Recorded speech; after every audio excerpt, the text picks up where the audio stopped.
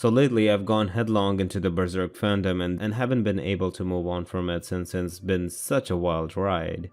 There are plenty of reasons why I went and reread Berserk for a second time. One was because the last time I'd read it I was too hooked up on the visuals, fights, and the sheer majesty of the artwork that I wasn't able to fully concentrate or appreciate the story and the lore associated with it. To give you an example of how fast I read it, I did not know this guy's name, Daiba.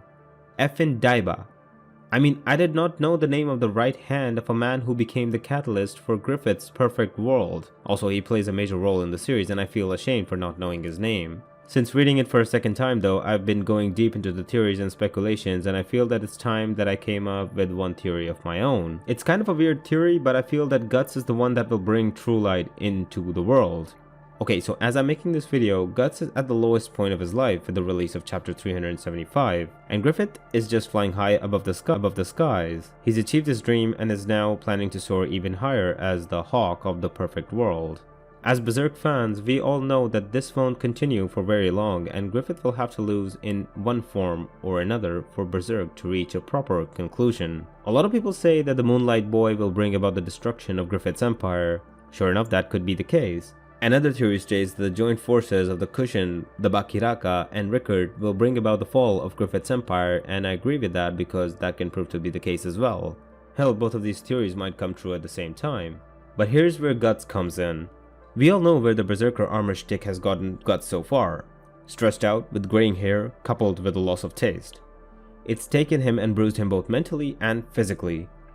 In the long run, the Berserker armor is more of a fork in the road rather than an upgrade. He would either have to let go of the armor entirely or have to take measures to ensure full control over the darkness that comes with wearing it. We know the former is impossible since the armor is an important piece of the entire Berserk lore, so the latter option makes a lot more sense. As we speak, Guts is now in a state of transit. He has finally given up on fighting Griffith, or even doing anything for that matter.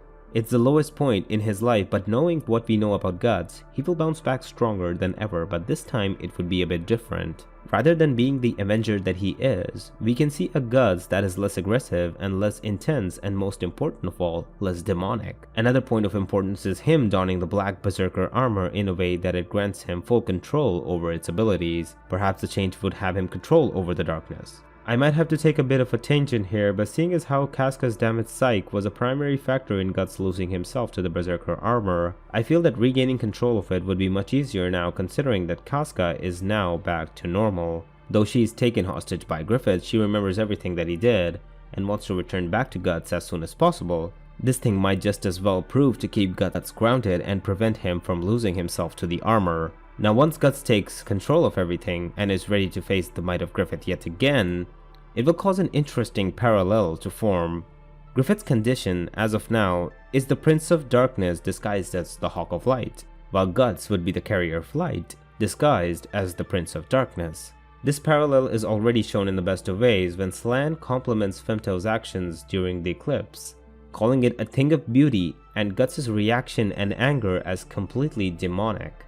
The world that Griffith has created now is a world of darkness exposed as a world of light. Seeing as how letting go of hate and not letting anger consume you are two primary themes in Berserk, we can very well see a Guts that embodies light and expose Femto for who he is. So I feel that in order to defeat Griffith or expose him in some way, he would have to embody darkness to become the light since a parallel is already at play here. Make what you want about this parallel, but I feel his role in the series would resemble somewhat of a second coming of Christ, albeit with a bit of a dark twist where he comes in and defeats the Antichrist or exposes his lies in one form or another.